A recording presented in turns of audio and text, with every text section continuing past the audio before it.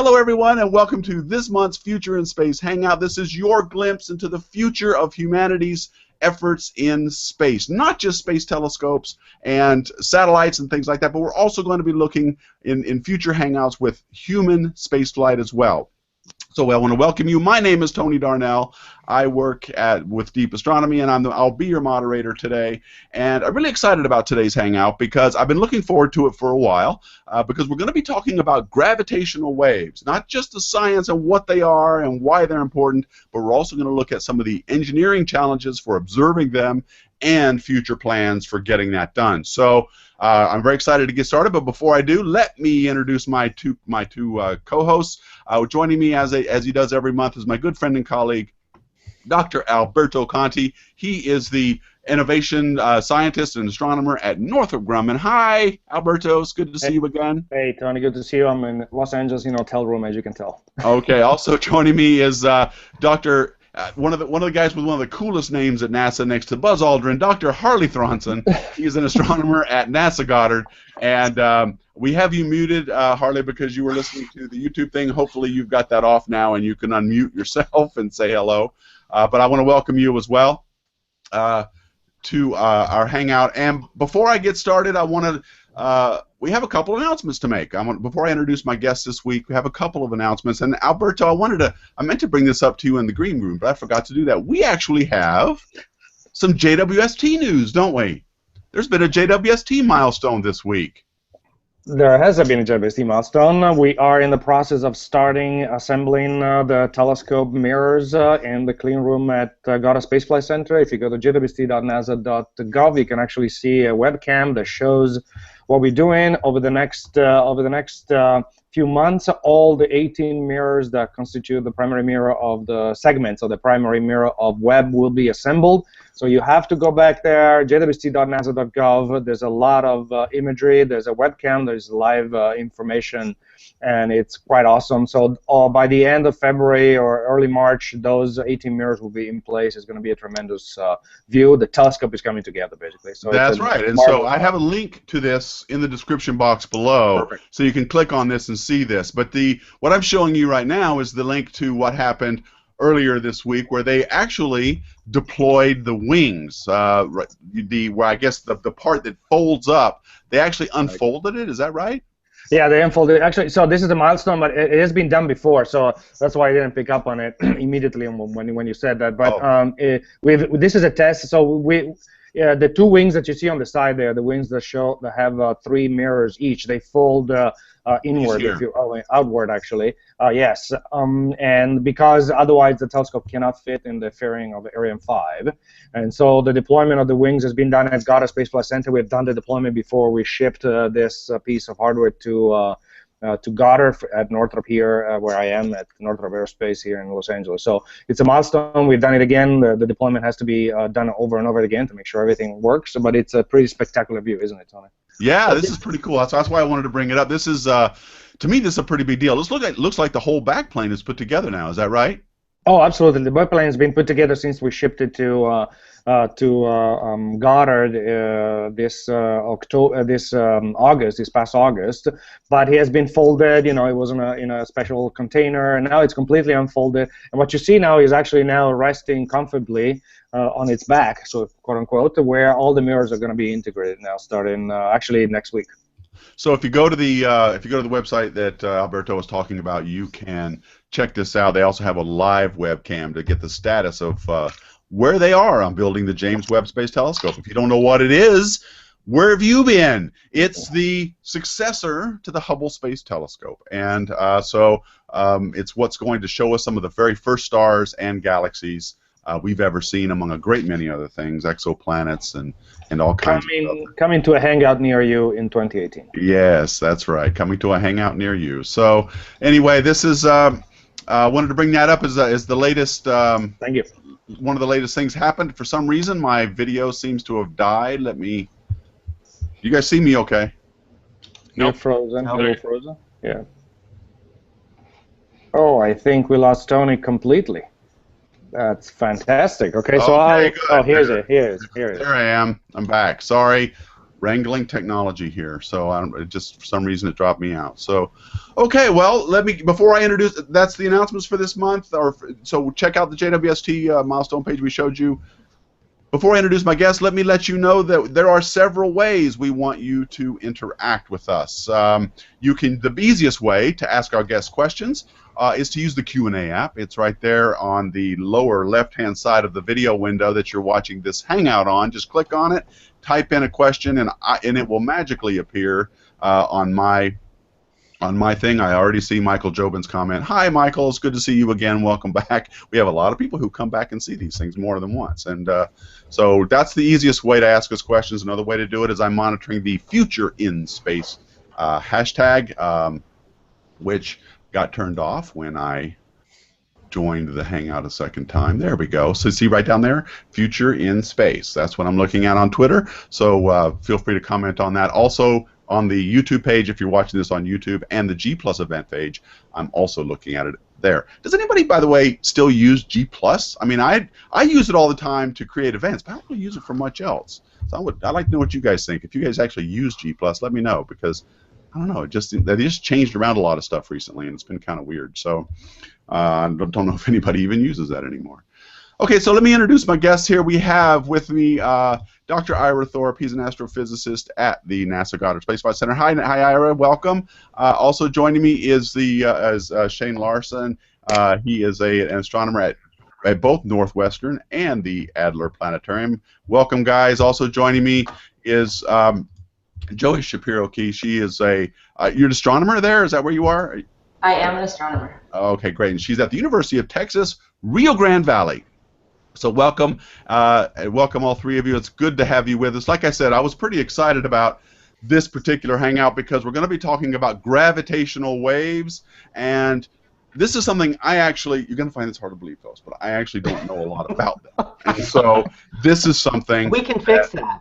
I'm hoping just so long as you know more when we end. This Hangout on, just click on it. All right, yes. Harley, you're going to kill the YouTube. Yeah, Harley, do me a favor, man. Kill that, whatever tab you've got that on, just kill it. There you go. Thank you. You can't do both. You can't watch the Hangout and be in it at the same time. It's fun that way, though. Okay. All right, so let me get started. Let's get going here. Ira, let's start with you. Sure. Give us a little bit of background on gravitational waves. What are these things? Well, basically, these are the this is the way gravity communicates around the universe, right? So about 100 years ago, in fact, 100 years ago next week, we really revolutionized our picture of gravity. You know, Albert Einstein came up with his theory of general relativity, and before that, we sort of pictured gravity as kind of this magical force that connected different masses with one another. And a big problem with that was that that it was actually violate Einstein's other idea of information only being able to propagate at the speed of light. So, you know, if you look at Newton's theory of gravity, if you were to sort of move a mass at one part of the universe, all the other masses in the rest of the universe would instantaneously know that that mass had moved. And, you know, of course, that wouldn't work for Einstein's special theory of relativity, the earlier one that he'd come up with. And so he basically had to reinvent gravity. And one of the I thought special relativity was relativity without gravity, isn't that? Yeah, basically. Okay. But one of the consequences of special relativity is this idea of the universal speed limit, right? That nothing can go faster than the speed of light. And one way that's sometimes characterized is, you know, no information can propagate. You can't send a signal faster than the speed of light. Because nothing can go faster than that. Nothing can. Right, you can't right. Send... So you know, this is one of the reasons why he had to sort of reimagine gravity, and it turns out that in this famous general relativity theory, which is, you know, has its 100th birthday next week, you know, it turns out that gravity transmits in waves, right? So if you kind of move a mass, you get this deforming of space-time, and that deforming of space-time kind of ripples across the universe at the speed of light, and that's a gravitational wave. So we got this analogy we've all seen before of like space-time being a trampoline kind of a thing. You put a heavy bowling ball in, and it sinks down a little bit further than say a baseball might or something like that. So is it too much of a stretch to say imagine a surface of a pond or something, and you scoot a ball across? Yeah. The So you surface can of imagine. it? taking that same rubber sheet, or we do this demonstration a lot of times, and both Joey and Shane I've seen do this demonstration real well, where you do it with a sort of spandex fabric, and you put some heavy mass in there, and you could kind of imagine if you were to wiggle that mass up and down, you're going to get little ripples that go kind of across that fabric, and that's basically what gravitational waves are like. Now, of course, the math gets pretty complicated, but that picture is kind of the right one, right? You're going to have these ripples in space-time, and so they're waves. Much like you'd have water waves, or much like light or any other kind of electromagnetic radiation, except here what's waving is space and time itself. And that's due to the fact that, as we all know, mass affects the curvature of space-time, and so if you want to make a wave that actually propagates along that sheet, or whatever you want to call it, then you need some kind of mass to do it. And I want to get to the sources of what can cause these in just a minute, but you said something that I'm a little bit confused about right now, and that is this information. What does it have to? Are you saying that gravitational waves transmit faster than light? No, they transmit at the speed of light. At the speed of light. Well, how was that a violation? Relativity. No, it's not. It's not. In fact, the point I was trying to make is that it's a solution, right? So if you were to take Newton's picture of gravity, it's not consistent with this universal speed limit. That was the point. But Einstein's theory of gravity is. Okay. Well, of course. Tony, this goes back to the question. If we know that it takes 8 minutes or roughly or so for the light from the sun to get here, but if the sun disappears right now, how long would it take for the Earth to feel that the sun is gone, right? So in Newton's theory, that would be instantaneous. We will know instantaneously the sun has disappeared. But Einstein really shows us that since nothing can travel faster than light, neither can gravity. So we would have to wait still 8 minutes to feel that the sun is completely gone, to feel the gravitational effects of the sun disappearing. Okay, but the way I learned about all of this in college was it was like Newton wasn't exactly wrong, it just wasn't complete. I mean, Newton's equations work really well in a certain regime of problems, and then Einstein's equations work in another regime entirely, where things are very fast or very heavy. Yes, like that, correct? So that sort of gets to the sources, and so the reason why this isn't we didn't invent gravitational wave astronomy first is that you need to have very large masses moving very rapidly or accelerating very rapidly in order to produce a gravitational wave that you have any chance of being able to detect or observe in any way. Okay, good. Well, let me get that up. Here it is. Here's a slide that you had put together that shows some possible sources. I mean, there's a lot here, but why don't you describe what we're looking at? So the purpose of this slide is to sort of get across the idea that gravitational waves aren't just one thing. There's a whole spectrum of gravitational waves, just like there's a whole spectrum of electromagnetic waves. So just like you have radio and infrared and visible and ultraviolet and X-ray and all the way up through gamma ray, you have the same kind of thing with the gravitational waves. So that's what that kind of gray bar is, right? Rather than having the colors, because the colors doesn't really so much make sense. And then the top half of that plot is meant to sort of roughly show what kind of frequencies or what kind of wavelengths you'd expect there to be sources, and there's sort of different sources occupy different regions of the spectrum. Okay, hang on. So this horizontal bar here is showing a lot of stuff. It's showing two things. One is the age of the universe along one side. So the top part of the units are meant to be the period of the waves. That is the time between. If you were sitting in one spot and one of these waves was walking by you could have wavelengths as long as the age of the universe. In fact, sure, you could, and those would be waves that would be produced in the Big Bang, and then they get stretched out to the size of the universe as the universe expands. They kind of expand along with the universe. That's amazing. And then you could work all the way up to wave periods that are more like milliseconds, and those are what some of the detectors that we have right now are looking for. There's much shorter, and then if you just sort of turn that around, you get the units that are on the bottom part of the curve. That's frequency, right? So 1 over that wave period. So it's the same thing when you work with electromagnetic astronomy. Radio astronomers like to talk about wavelength, but other people like to talk about period or energy. Okay, good. Well, we're going to dive into some of the things that can cause these gravitational waves. But before I do, I got chastised once by somebody. I forgot who, but it doesn't matter. I often get chastised. But once what I said was I called them gravity waves once, and I was told that is not the right way to refer to these things. What's wrong with saying gravity waves? Why do I have to always say gravitational waves? There's nothing actually wrong with saying gravity waves, right? Thank you, Joey. Thank you. Fundamentally, as a physicist, but they had already used that name for an atmospheric phenomenon, and so we use the term gravitational waves to differentiate between. What was the atmospheric phenomenon they were referring to? Do you know? I don't know, Shane. Do you know what gravity waves are? Fluids, like you were talking about on the surface of a pond, fluids go up and down. Yeah. And anytime you have a fluid going up and down, when you describe the waves, the name you give to the wave, you characterize by the force that's trying to pull the fluid back to the original state it was in. So in the atmosphere, as the air is going up and down, if gravity is trying to pull it back into its equilibrium state, as we say, we call that a gravity wave. Okay, well, that's a distinction without a thing. So, okay, right. I'm not going to... But you're going to hear everyone say gravity waves and gravitational waves, so we should just give up, right? Yeah. Yeah. So, okay, good. So I wish I could remember who it was. I think what it was, I had made a blog post or even a video. No, it was a Space Fan News. I made a Space Fan News episode where I called them gravity waves, and I got all kind of comments on it. That's what it was. You can't call them that. They're not. Yeah. I gave up when Kip Thorne started calling them gravity waves. So. Hey. Then we can all give up. Yeah, everybody can just shut up. Yeah, I think we're all kind of hoping that once we start routinely detecting gravitational waves, then it'll be the atmospheric scientists that have to explain what their thing is, right? Yeah, say wait, why'd you guys steal this name? All right, well, let's talk about some of the sources then of what can produce these gravity waves. I'm going to just start now, and what the characteristics of some of these things are. But I'm going to get Shane and Joey into this a little bit more. What is your background, Shane, on what are your interests in the gravity wave studies? Tell us how you got involved. And then I'll ask you that, Joey. So I got involved because when I was an undergraduate, I said, I'm going to go to graduate school and study black holes.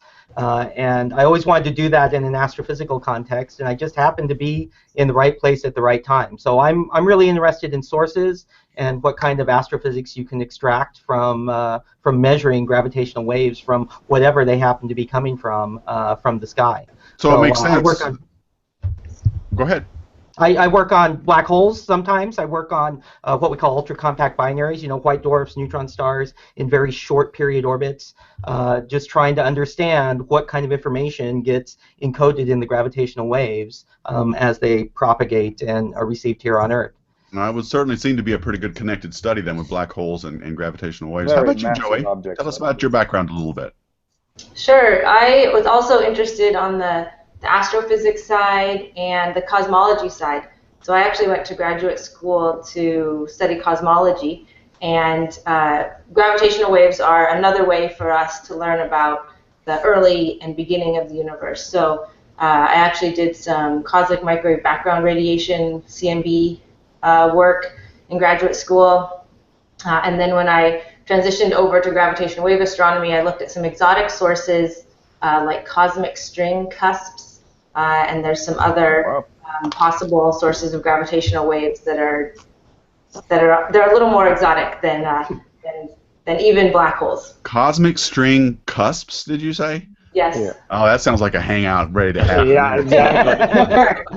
All right. That Okay. Yeah, Harley, we're going to have to remember that one. Okay, Alberto, would you mind putting up that slide again about the sources? And then I'm going to ask about some of the things that can cause these things. So Alberto's got the one right before. The one we were just showing. Yeah, there we go. So here we were just talking about this, and both Shane and Joey alluded to some of the things, and Ira, you have too. This shows us some of the things that can cause a gravitational wave to, what do you call it? Be created and then propagated or generated. Okay, good. Thank you.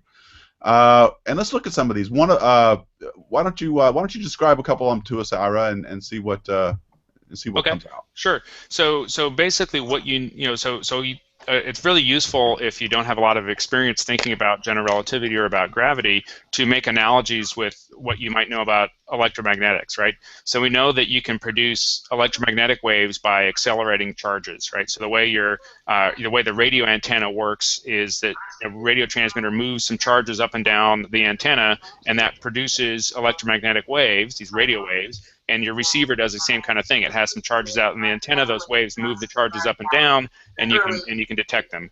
So we do the same thing with gravitational waves, except we swap charges for mass, right?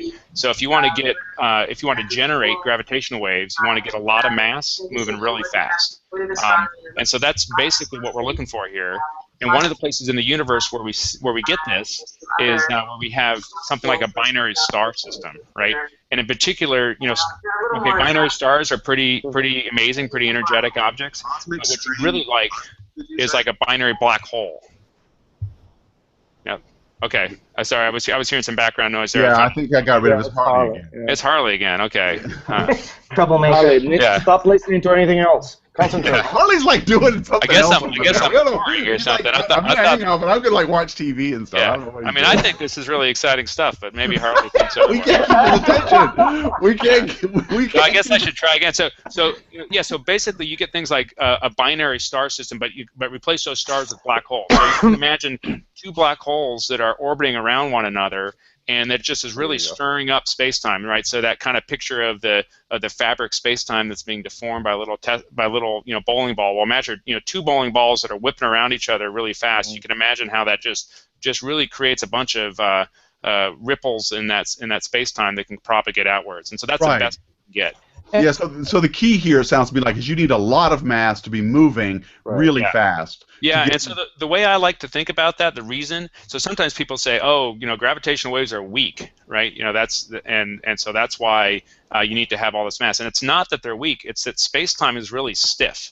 Right, so if you think about that rubber sheet model, right, the reason we use a rubber sheet is that you can go put, a mass that you can hold in your hand, and you can visibly see how much it deforms when you use a fabric like spandex or some kind of rubber or something. But space-time is very, very stiff. You have to put a ton of energy into it to get it to deform at all. And although the amplitude of gravitational waves is small, the energy is huge. Any idea why that is? I mean, that's an interesting idea. The fact that space-time is so stiff, like you put it. Is it because it's expanding? Do you think? Is it because there's this vacuum energy there, or any idea? That might be more of a philosophical question, or almost you might be able to use one of these anthropic principle kind of things, where if it wasn't so stiff, then everyday objects be here. Yeah. Oh, I hate those. I hate those arguments. No, and everyday object would make a black hole, right? Yeah, I think another way to think about it is that gravity, in terms of how it couples with everything in the universe, has what we in physics call a very small coupling constant, which means it's very hard for it to interact and leave its energy behind in a system. Whereas in electromagnetism, the coupling constant is much stronger. It's very easy for light to hit something and stop because it talked to an atom or something like that and deposited its energy there. But with gravity, that coupling is very, very weak, and it's a fundamental character of the interaction. Now, why it's different than the others, that's philosophical, but we know it's different. Why is one of these things not like the other? Yeah. Okay, well. I remember that song. Yeah, okay. More awesomer than the others. More awesomer than the others. Yeah. Okay, so we've got some of these sources that you were talking about. Basically, as Shane was mentioning, he studies black holes, and black holes are among the most dense, or not dense, most gravitationally compact. Thank you. Yeah. Things in the universe, and so of course they would be affecting space-time in a way that very few things could. So of course you'd be studying those. But there's also things like compact binaries. These are things that are small and heavy, right? Like white dwarf stars. What else? What else would be a compact merger thing? Neutron stars, stellar mass black holes, right? So, things that form from a supernova exploding, right? Those are. Oh, so a supernova might create some gravity waves too. Sure, absolutely, yeah. Oh, okay. Supernovas could be a very good source if they were close enough. So. Yeah, what about galaxy mergers? Well, so galaxy mergers for sure, and actually, so if you go back to that chart, you notice that there's a couple different types of you see the word binary a couple times. So there's one that says supermassive black hole binary, So that basically is something that might happen after a galaxy merger. So we know that galaxies have these giant black holes in the middle of them, right? You know, they millions or billions of times the mass of our sun. And if you get a galaxy merger, and each of those galaxies is bringing along one of these giant black holes, you might get a merger of those black holes, and that would be, you know, this tremendously energetic event. And you can see that those things tend to be at longer wave periods or lower frequencies than if you get a in-spiral of something with less mass. So imagine you have two solar masses that, you know, two black holes that have about the mass of our sun. They'll sort of merge more rapidly at a sort of higher time scale. Yeah, put up the second slide there real quick, Alberto, and we'll see some of this stuff that he's talking about here. You can see the galaxy mergers in the lower left. There's this black hole orbiting a star in the lower right. What are some of the things that are some of those things depicted here, Ira? Yeah, so I mean, we should let I'm probably my background is actually engineering and instrumentation, so I'm probably the least qualified to be talking about all these things. But how about you, Joey? Yeah, so we should bring Shane and Joey into this. But you're doing very good, Ira. Yeah, you slept at the Holiday Inn Express last night. Let's see, those ones that you have up. Actually, the one in the top left is what we call an extreme mass ratio in-spiral, or an EMRI. Oh, I knew that, yeah. Yes, so that's a little black hole orbiting around a big black hole, or a supermassive black hole in the center with a more like stellar mass black hole orbiting around it. And that's a very interesting source for gravitational waves. It's a very a signal that has a lot of structure, and so those are very interesting. Will help us actually test Einstein's theory in this strong field regime, we call it, near a black hole. That little black hole sort of can trace out the space-time near the big black hole. So is that big one a supermassive black hole, or is it just the difference between the two masses that's important? Not necessarily supermassive. It's the ratio, the difference between them that's important, but you know, astrophysically, what we expect are supermassive black holes with stellar-ish mass black holes orbiting around them. Okay. Yeah, basically, you understand the physics from the ratio, the masses, and then the absolute mass sort of tells you what frequency you'd have to go look to find this thing. And so, you know, you need if you did have a really tiny, you know, black hole falling into a solar mass black hole, you get the same physics, but we just don't have any astrophysical expectation that would exist, that would occur. Whereas we have a good, you know, expectation that you might get something like a solar mass black hole falling into the giant black hole in the center of a galaxy. Okay, so what's implied here, I think, is that each of these types of sources of gravitational waves would produce a characteristic wave, right? As you said, of a certain period or wavelength. Yep. And a waveform, we call it. So if you go back to that same plot, that same graphic that you had up there. Yeah, it's coming. Okay. The previous one, you mean? No, actually, the one that we were just looking at. But I'm going to look at. So if you look at that picture in the upper right, that's actually a screenshot from what we call numerical relativity. And I don't think any of us actually really practice that, but that's one of the sort of sub-disciplines of gravitational wave astronomy. So these are people that basically simulate the merger of black holes and other objects in a supercomputer, right? So it's hard to solve Einstein's equations by hand for these things, so they just kind of, you know, run them through a supercomputer. So what you're seeing there is that sort of colored surface on the bottom is kind of that representation of that kind of fabric sheet, right? So you see that little hole that's that red bit there. That's actually where one of these two black holes that's going around each other is you know, would be in space-time. And then that yellow trace that you're seeing on the bottom is actually like what the output of the instrument would look like. So that up and down wave is the amplitude of that gravitational wave going up and down and up and down and up and down. And what you see is as time goes on, which is as you're moving from left to right, that wave goes faster and faster. So it goes to higher and higher frequencies. And it also gets to higher and higher amplitudes, and that's happening as these two black holes are basically in-spiraling. They're rapidly moving towards each other, and eventually they crash into one another at the end and form a giant black hole, or, you know, one that's sort of twice as big.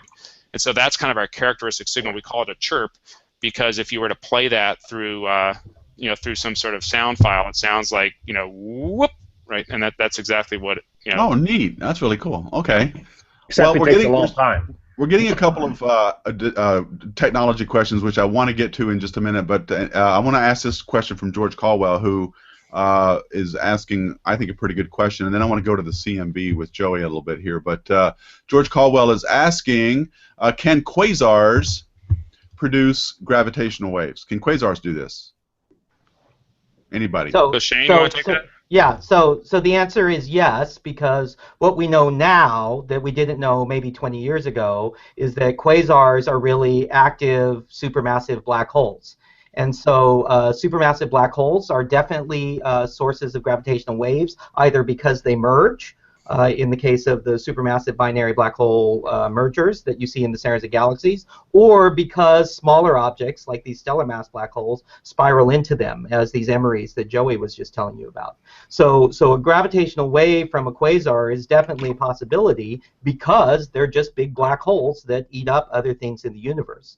The question really is that at the distance to the quasars, are they close enough that those gravitational waves are strong enough that we'll detect them here on Earth? Yeah, you kind of don't want to be too close to one of those because, yeah, they're like you're like quasars are bad, right? Yeah, they're not something fun. You want to be like, ooh, that's nice. Ah, yeah, ooh, that's toasty. But it's potentially very interesting if you could. I mean, this is part of the game. If you could associate gravitational waves with a known source you can already see in a telescope, then the potential to learn about that source is tremendously large, right? Yeah, good question, George. Thank you very much. So, Joey, you mentioned that one of the things you like to work on is the CMB. Alberto, can you go back? Well, actually, I can do it real quick. So, you got it. Just put that first slide back up. In the lower left of that slide was the regime of these things where were called CMB polarization. It's cosmic microwave background polarization. These are apparently very long wave period things. Can you, and I know this is a difficult topic, and we're going to talk a little bit as much as we can, as clearly as we can, but can you describe to us what effect what we would see with gravitational waves in the cosmic microwave background? Sure. So as you've been describing, the CMB is the oldest light in the universe. So the CMB itself is photons. It's light from almost 400,000 years after the Big Bang. But after the Big Bang, right? But it's the oldest light in the universe that's been traveling to us since then. And so we look in every direction and we see light from the CMB. Now, gravitational waves from even before the time of the CMB, or the surface of last scattering, we call it, can have an effect on some patterns in the light of the CMB. So the polarization is what we call it. So polarization is a characteristic of photons or light, and so that picture here in the graphic is showing those red and blue patterns in the CMB. So it's looking at tiny temperature fluctuations in the cosmic microwave background. Well, so you're probably used to seeing CMB maps that show temperature fluctuations. Yes, I am. That's polarization. And we use those to do our precision cosmology that we can do these days and find and measure the age of the universe. I'm sorry, precision cosmology just blows me away. The fact that we even say that these days. Awesome. and you know, the age of the universe and the curvature of the universe and things like that. We look from those temperature fluctuations. But for gravitational wave astronomy, we actually look not at the temperature fluctuations, but at these polarizations of those CMB photons. And so this is actually showing, sometimes you can see little arrows in there. Little lines. So, it's kind of hard to see in this, but yeah. It is. But you can Google it and find some images. And you actually see, thank you, Alberto. Right there, if we zoom in, these little patterns with these arrows show the polarization information that we get from the CMB. And there are predicted patterns due to gravitational waves that we look for in the CMB. So that's how we could actually... What's critical here, though, and we're going to get to an example in a minute with Bicep 2, but what's critical here is this is giving us information. Embedded in this is information about what happened before the reionization or whatever, the part that the stage of the universe. That's Very right. early on, as you said, 400,000 years. The universe had already been around 400,000 years by the time we saw the CMB. Stuff happened before then. In fact, this really weird thing called inflation happened, which still blows my mind. I still don't get it. No one's ever been able to explain it to me in a way that I can visualize it. But there's information about that embedded in the cosmic microwave background, right? There's like a linking of stuff that happened to stuff we could never hope to see. Yeah, so there's a fingerprint, right? Yeah, or we oftentimes use the characterization that's like a footprint, right? Yep. And so you look at the CMB, and in the polarization, you can see the footprint of these gravitational waves that were generated by the Big Bang and sort of passed through the CMB in some sense. They were sort of present as the CMB was created, and now they're expanded to a point where you wouldn't be able to detect the gravitational waves directly, maybe. At least probably not, but you can see them in the cosmic microwave background polarization signal. So it's sort of this footprint. But I just want to emphasize that that's very different from what we are talking about in the rest of that. So you're kind of in the same plot here. I don't know if we're seeing the whole. I'm not sure whether I'm seeing the live screen or not. But if you zoom out to the full spectrum plot, everything on the bottom half of the spectrum plot was supposed to show different techniques that people are considering or have been considering for looking at gravitational waves, and where in that frequency band, where in that spectrum they're sensitive, right? So you see that cosmic microwave background approach is sensitive at these very long wavelengths or very, very low frequencies, but it's not sensitive to anything higher, and sort of maybe a little bit vice versa. And so the cosmic microwave background is a really interesting thing for learning about inflation, but it's not so useful for doing astrophysics, right? Right. So these other instruments will allow you to do things where you really are catching something in the act, right? So somebody used the term, and I can't remember, it might have even been Shane, where one is like you're seeing dinosaur footprints, and the other is you're seeing a dinosaur walking by, right? Okay. All right. Well, we're running out of time, and we haven't even started talking about detection methods yet and some of the ways in which we are trying to look for these things. But I did want to just mention real briefly about this microwave background stuff. You may have heard it last year when we talked about this instrument called BICEP2, which claimed to have found these polarization signatures in the cosmic microwave background. Turned out later on that was that it could all have been explained, those observations from dust within our galaxy as well. So the jury is still out on this. I don't know if you guys want to comment on that at all. Does anybody want to say anything about it, or should we just move on? Yeah, well, I think the only thing I would say is that a lot of people kind of grouse about the fact that BICEP2 made their announcement when they did. But I think my perspective on this, especially as a gravitational wave astronomer, is that you watch science work exactly the way science is supposed to work. They made an announcement. They said we saw a signal. We investigated further, and now we think the signal is something different. And so our thinking evolved. And so what's changed is our perception about the BICEP2 result, but not our thinking about the fact that these gravitational waves may still be out there yet to be discovered. So I think, keep watching, and there's going to be a result someday that we really have made that detection. Well, good, and that's a great segue, I think, into talking about detection methods. I did want to mention that if you want to read more about that, I have put a link to Sean Carroll's blog post about this, and Shane has also written a post on this, which I will also be putting the link to in the description box, so that you can read what Shane has written about that sort of CMB polarization and the what that is, the science behind it as well. So we're getting a lot of questions on detecting these things. I'm going to get to one real quick here. Michael Jobin is asking, when will we get a gravity source telescope? And I think that's a bigger way of asking, how are we going to be able to find some of these things?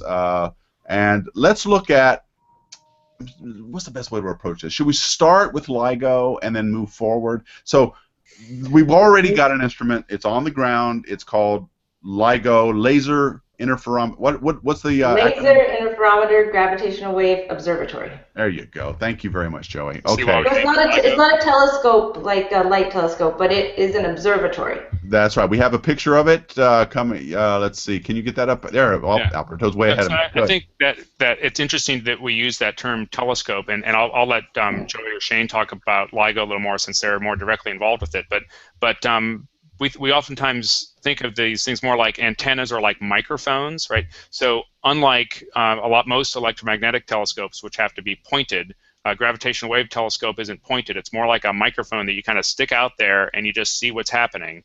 And you get sources from all directions, and then you have to do the data analysis to disentangle all those sources. Oh no, I got the analogy. I know what it is. You know what it is? It's like one of those little floaty balls on top of the surface of a pond, and it goes up and down with the pond. Absolutely. How's that?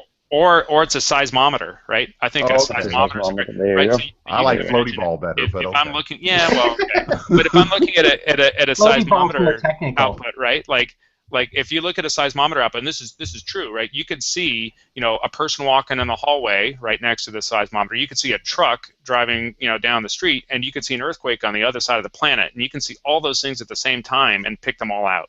And that's kind of what a gravitational wave antenna does, right? We get all these signals because you imagine it's a seismometer for space-time, right? It's like you set it out there in space-time, and you're looking at space-time wiggling up and down, and then you have to figure out what's causing all those wiggles. I love it.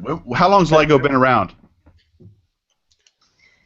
Let's see, the advanced detectors just turned on in September. They were upgraded recently. But the project has been around since the 70s.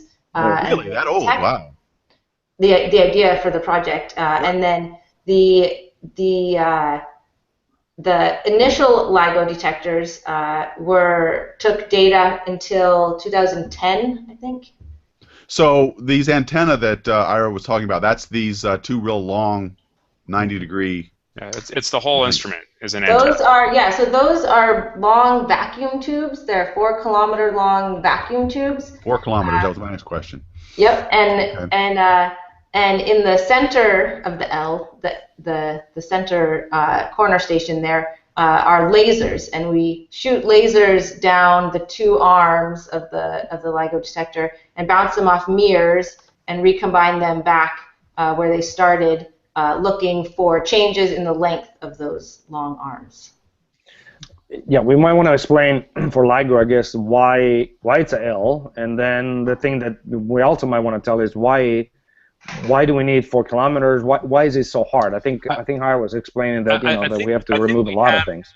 Sorry, Albert. I think we have maybe in one of the previous slides. There's a little cartoon of what happened. Yeah, perfect. You might have anticipated this, I'm guessing. So this little cartoon is showing. We talked a little bit about how a gravitational wave is produced. This is a little bit on the other end, how you would try to measure one. And so those little circles that you're seeing there, those are meant to be a ring of particles that were just sort of sitting there, freely floating in space, not being pushed around by anything. And then a gravitational wave is coming, into the screen there or out of the screen. And you see what it does is it distorts that ring. It takes it from a circle to kind of an egg shape, back to a circle, then an egg shape on the other direction, back to a circle. It's like the tides, right? It's like the tides affecting the oceans on the Earth. In fact, it's the same thing. The gravitational physics gives you tides for the same reasons. And that's exactly what a gravitational wave signal does. So you could imagine the LIGO arms are just draw an L between some of those points on that circle, and as that circle stretches and compresses, you're able to detect that change.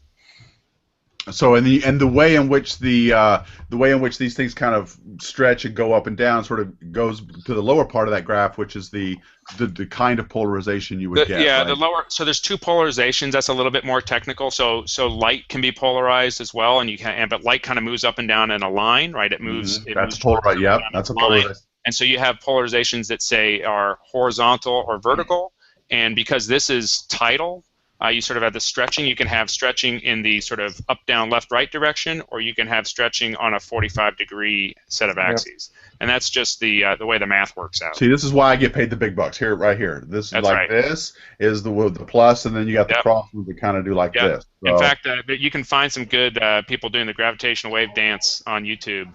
Or Joey's got there's a dance, of course. Oh yeah, I think in the Dance Your PhD contest, there's some people doing good gravitational wave dance. Oh my gosh! Your PhD? That has got to happen. Must check that. Yeah. Dance Your PhD. It's a great contest. Dance Your PhD. Nice. Okay. God, I might actually. It wouldn't have helped me in any way. All right. So we're getting a lot of questions. I'm going to get to some of these right now because I don't want to. I want to make sure I can get to as many as I can. Noah Fehrenbacher is asking, and I guess he's going to just give away the punchline here. Why hasn't LIGO been able to detect gravitational waves? We haven't actually detected anything yet, have we? Not directly with LIGO, right? So detection is kind of a matter of two things. It's a matter of how strong, how loud is the signal, and it's also a matter of how common is the signal. And so when we think about these detectors, what we talk about is how far out into the universe can we see a gravitational wave source. And if you draw a big bubble out to that distance, the next question is how often is there a source inside that bubble? And so as LIGO improves, Joey said earlier that LIGO's been upgraded now to what we call advanced LIGO, we will be able to see farther out into the universe. And when we can see farther, we encompass more space and potentially more sources. So we fully expect that we will detect sources because the volume of the universe that we're searching for these rare events is now much larger than it has been in our previous searches. So it's more of a I guess I never really thought about that before. If you've got a large volume, the occurrence of these signals might not be within our lifetimes or something. So you just really have to be looking at a big sample area to be able to check it out. Yeah. Do gravitational waves, like, are they like regular waves and they kind of die out with time or distance? They die out with distance. Because of the way we detect them, they fall off. The property of gravitational waves that we are detecting falls off more slowly than the light does. So with light, you hear about this 1/r² formula. Right. Well, gravitational wave amplitudes, which is what we measure, rather than luminosity, which is what you measure with telescopes, falls off as 1/distance. But they do fall off because they're expanding outward from a source exactly the same way light does. From an inverse linear relationship. I didn't know that. Yep. Okay, cool. But so with the initial LIGO detectors, the sort of rate estimates, from astrophysicists and everyone, was that only optimistically with their search capability would we have an incident detection of gravitational waves. Whereas with advanced LIGO, the rates get much better, and so we can be more. There's more optimistic rates calculations for with the upgrades that we did to advanced LIGO. Okay, so I take it people are very hopeful then that these new advanced detectors will be yielding some fruit soon. Yeah. Well, I think what you heard. Oh, go ahead, Ira. Well, I was going to say it's worth pointing out that the astrophysical calculations that are used to estimate how often these events that LIGO would see occur are really uncertain. And that's kind of a double-edged sword, right? On the one hand, it shows you how this new channel of information that we'll get from doing gravitational waves observations will be able to tell us things that we can't measure very well any other way, right? So, I mean, another way of saying it is kind of, if you want to know how often two neutron stars crash into one another, the best way to do it is to use LIGO, right? So, I mean, so right now, it sort of seems annoying that we say, well, boy, we can't predict our event rate very well, but it's actually really showing how powerful this tool is going to be for astronomy, because it teaches us things that we can't get at with other kinds of astronomy. That's a good point. So there's a lot of ways to use this to get other information besides just about gravity waves. Like you said, this occurrence rate, this frequency rate of these mergers can come from detecting gravitational waves. And, I mean, that's the whole point, right? This is great for physics. You're certainly going to understand. You're going to help understand gravity by observing gravitational waves. But the real power is going to be, this is a whole new tool for doing astronomy, right? So we're going to be able to do things with this that we couldn't do with any other kind of astronomy, and it's going to work complementary, right? You put this together with what you're going to get out of future electromagnetic observatories. It's going to be great. Okay, good. Well, here's a good question from Michael Jobin. I'd like to hear the answer to this too, and I think this might have to do with charged particles. But he goes, are free electrons influenced by gravity in a vacuum? So, as we know, yes. Electrons are a charged particle. So, are they all? They were in their propagation medium is space-time, and you're talking about disturbing space-time in some way, perturbing it in some way. Yep. So, are they affected? I'd say absolutely. The problem is that the charge to mass ratio for an electron is pretty big, right? So, and as Shane was saying, that electromagnetic force relative to a gravitational force is pretty high. So, while an electron would be moved around by a gravitational wave, it would be difficult to distinguish that motion from all the motion that's caused by all the other electromagnetic phenomenon that are affecting it as well. So an electron wouldn't make a very good gravitational wave detector. Yeah, good question, Michael. I like that. Okay, so we've got a few minutes left. I want to talk. We've talked about LIGO. We've got new advanced detectors on them. People are manning the stations and looking closely for the new detections. But we've got a milestone coming up, or we've got a big event coming up here in just a few weeks. Who wants to talk about that? How about you, Shane? Well, I think Ira should. Ira's the one that's okay. Yeah. All right. Well, so tell us what's coming up. Yeah, what's coming up is LISA Pathfinder, right? So we talked a little bit about LIGO, and that's by far the most advanced detector that we have right now, and that's targeting these frequencies we can observe from the Earth. But it turns out, just like with electromagnetic astronomy, there's parts of the spectrum that you can't get at from Earth. So kind of like you need to go up into space to look at far infrared or to look at certain high energy wavelengths. You need to go into space to look at low frequency gravitational waves. And it turns out there's a ton of sources, or at least there's a ton of sources we know about, and there's probably a ton of sources we don't know about, like these cosmic string cusps that Joe was talking about at these lower frequencies. And so there's been this concept that's also about as old as LIGO, called LISA, Laser Interferometer Space Antenna. So people have, the first napkin sketch of this sort of dates back to the 70s as well, and people have been pushing this in the U.S. and in Europe for a few decades. And this pictures where we're showing here on the screen is showing a couple sort of screenshots of a little animation of LISA. And what you would do is the big expense in LIGO is you're paying for this vacuum tube, this 4-kilometer vacuum tube. The nice thing about space is you don't have to pay for vacuum; it comes for free. Yeah, it's a pretty big vacuum tube. Yeah, so we've got 5 million kilometers between, so it's 1 million times bigger than LIGO. And so because gravitational waves are stretching space and you basically put 1 million times more space between your detectors, it boosts the signal up by about a factor of 1 million, in addition to moving the sensitive frequency a little bit lower. Okay, so that's LISA. That's LISA. And Alberto, can you scooch up the lower panel, the lower left panel, a little bit more? You've got these 3 platforms here that basically, as you were saying, were spread very, very far apart. Yeah, 5 million kilometers. So that's something like 15 times the distance between the Earth and the Moon. So these are and the effect very that big has is to make LISA very sensitive to very weak signals, correct? Extremely sensitive, and also by making it bigger, it makes you more sensitive to low frequency signals. And we think the universe is producing a lot of signals at those lower frequencies. Okay, so this was a spacecraft that was in the planning, and I think we were even building it at one point. Well, yeah, it was a project, and it was a joint effort between NASA and the European Space Agency. Went through all the major reviews, and we're kind of always a bridesmaid, right? So we were second in 3 or 4 reviews in a row. To some very good missions that are going forward, but we never quite got all the way started. But the Europeans, along with some NASA participation, have been building this technology demonstrator, this thing called LISA Pathfinder, and that's actually sitting on the launch pad down in French Guiana in Kourou. Right now, you want to show that one, Alberto? That's the next slide. The next slide, yes. There you go. There you go.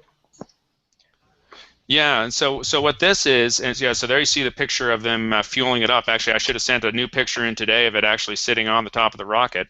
But what we do in LISA Pathfinder, which is the same thing we would do in LISA, is we actually have the test mass, the mass that we're going to use to sense gravitational waves, is floating free inside the spacecraft. Right, so you'll see some of those pictures in there. You see that kind of CAD model. Maybe if you zoom in on the one on the lower right, that lower right sort of CAD rendering is sort of showing how the whole thing works. Okay. But you can basically see that little test mass is sitting inside this housing, and once you get up there, you let go of it. It's held by some sort of launch lock. And when you release it, then the spacecraft can basically sense where that test mass is relative to the spacecraft and command a thruster system on the spacecraft to make the spacecraft fly around the test mass. So it basically acts like kind of a flying shield that follows around the test mass without touching it and protects it from any kind of external disturbances other than gravity. And so what this is like, and you see basically you have 2 of them. There's one on either side. The one there showing the kind of cutaway view so you can see the test mass. And in between you have this laser interferometer, which is measuring the distance between these 2 test masses to sort of incredibly small amounts. And so I think of this like one of those arms of LISA. So remember, LISA had the multiple satellites with the big laser arms. So instead of having 5 million kilometers, you have 30 centimeters between the two test masses. But other than that, it's basically the same measurement. So you don't get to detect gravitational waves with this because the masses aren't far enough apart. But it's much cheaper to build because you don't have to put 3 satellites in these giant orbits. And so the idea here is it will learn how to do this measurement of these 2 free-flying test masses with a laser interferometer between them. And then once we know how to do that, which by the fact that we're at the launch pad means we basically think we know how to do it. Otherwise, they wouldn't have spent that money. And then we'll try to push forward in Europe and hopefully with some U.S. participation as well on the full LISA mission, where we build this thing into 3 satellites and start doing the real gravitational wave science. Excellent. So this is like he was just saying, it's going to be launched here. It's imminent, just the beginning of next month. And there are links. I put some links in the description box to learn more about this. It's being launched by the European Space Agency, as Ira said, and it's going on a Vega rocket, I think. Yeah, brand new rocket. We're the 6th launch on this new rocket from Arianespace, and the first 5 have gone off just fine. So yeah, we're still a little nervous to be on a new rocket, but so far they've done a real good job. So so we're excited.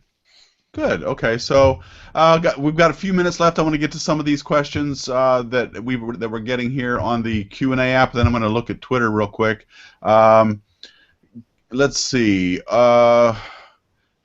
George Caldwell is asking, I guess you got to have one of these questions. Can gravitational waves help us solve practical physical problems? Now, I don't know what that means, but I can tell you that one of the things that is practical for astrophysics anyway is what Ira was talking about, of getting answers to other questions that gravity wave measurements are particularly well suited for. But I'll let you guys comment.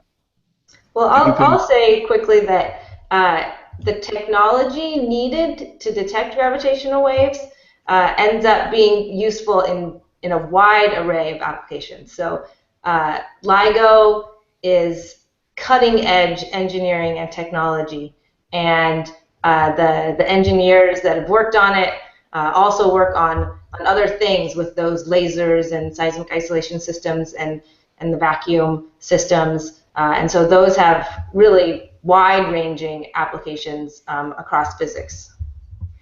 Yes, and what do you guys think? Let me just get your comments on LISA. I mean, we know we got LISA Pathfinder coming up, and it's going to be sort of a not a proof of concept, but just to make sure we can make the measurement that LISA would make. How confident are you we're going to see LISA in the coming years? I am the source of all optimism in the collaboration. I think it's going to happen, and it will happen on much quicker timescales than any of us think. Mostly because of what you see happening in astronomy all the time, right? When we make a big, important new discovery, it kind of turns everyone's attention to it, and things move forward. And, LIGO is going to make a detection sometime soon in the next 3 or 4 years, and when that happens, everyone's going to be on board with how awesome and useful these gravitational waves are, and there will be a big push, I think, to kind of really expand our capabilities across that spectrum that we've been talking about, and LISA is a big part of that because it's the next easiest thing to do. Yeah. And if you couple that with a successful, knock on wood, successful LISA Pathfinder flight, basically, as Shane said, you'll get people with the demand saying, well, hey, I want more of this. This advanced LIGO stuff's incredible. How do I do this for my science? Mm-hmm. The answer very well might be, you want to look at lower frequencies, and we say we know exactly how to do it. We need to build LISA, and by the way, we validated the technology on this technology demonstrator. It's it's shovel ready. So then it's just. I think that's an important point to emphasize there, is that a lot of the science that LISA is capable of really ties in very intimately to the kinds of science that you see people interested in with regards to supermassive black holes, the formation of structure in the universe, stellar evolution. That's all right in LISA's sweet spot. Right. Yeah, it's another eye into the universe. It's just one more way in which we're getting information from the universe, another wavelength, if you would. Or an ear, right? It's better than another wavelength. It's a whole other channel, right? It's a whole different sense. It's a whole different sense. And people do this analogy a lot. It's certainly not mine, but imagine the difference between going on a jungle safari and having your ears closed and just looking at all the green trees, or having your eyes closed and looking at and listening to all the birds and insects and everything else that's going on there. That's what we're going to do, right? We're going to start listening to the universe and hear all the things that are going on in there. Yeah, so I think that's a good place to call it to stop what we're talking about. I could keep going because I love this topic, and I can't believe the hour's already gone. I didn't even get to a lot of things I wanted to ask about myself. So, but we're out of time. So I want to thank everybody for attending. I want to thank Ira Thorpe, Joey Shapiro-Key, and Shane Larson for taking the time out of their day to teach us about what's going on with gravitational waves and the future of observing these things. Let's hope that Lisa has a promising and bright future. I can tell, Shane, I can say I know why you're optimistic, because you've got that. You're a Star Trek fan. I can see that behind you. Yeah, that's right. I was just noticing that. That says a lot about you. I just want to say I think that's awesome. So there you go. Score points with Tony now. Yeah, that's right. You win. You win the internet. I see your Kirk right there behind you. So. Yeah, that's right. You can see. There he is. Okay, right. so. Love geeky love. I guess I want to thank you all for watching. That's it for this month. I think Harley, Alberto, and I have decided we're not doing a hangout in December, but we will be back in earnest in January. If for no other reason, we'll do our Future in Space hangout as well, but we may also be doing some live streaming at the January meeting of the American Astronomical Society. So Alberto and I are working on that now. It may happen, it may not, but we will keep you informed. Either way, we'll be back next month with the next Future in Space hangout. And so I would encourage you to follow me on Deep Astronomy, at Deep Astronomy on Twitter, or subscribe to youtube.com/deepastronomy, and you will also find out about these things as they come along. And so Harley, Alberto, you guys have anything you want to add? Harley, I had you muted. God, I didn't know what you were going to do. Good reason. Yeah, I thought maybe you might start talking on the phone. I don't know. So, you guys want to add anything? No. Looking forward to. We can always. This is a terrific interview. We can all hang out. We can have them all back again. Yes, I agree. Let's. I hope after Pathfinder launches, we'll see you at the AAS meeting, right? Yeah, we'll be at the AAS, so we'll crash your party there. Live one AAS. Yeah, congratulating each other on the launch of Pathfinder. Absolutely. Yeah, that'd be a great opportunity to learn about how things went and get an update there. So thank you all for attending. We really enjoyed this. I hope to do another one on gravitational waves with you guys in the future. This is a topic I can talk all day about. So. All right. Thanks for having us. Yeah. Thanks, guys. All right, folks. That's it, space fans. Thank you all for watching. And as always, keep looking up.